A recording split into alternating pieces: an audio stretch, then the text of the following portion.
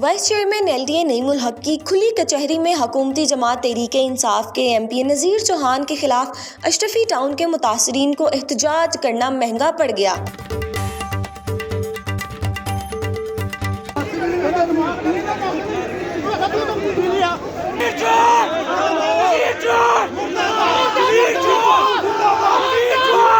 रुकन असम्बली के कार खास अफराद और LDA गार्ड्स ने मुजाहिरीन को धक्के देकर ऑफिस से बाहर निकाल दिया।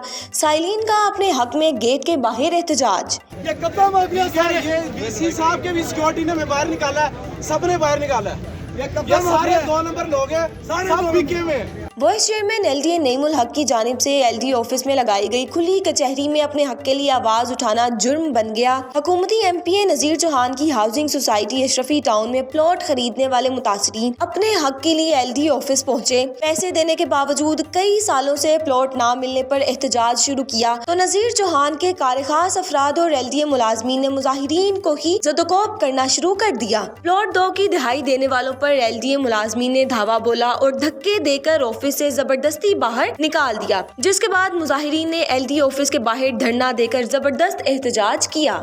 20-20 लोग वहाँ पे 20-20 बंदे, हम ये 2-3 बच्चों को बाहर निकाला गया।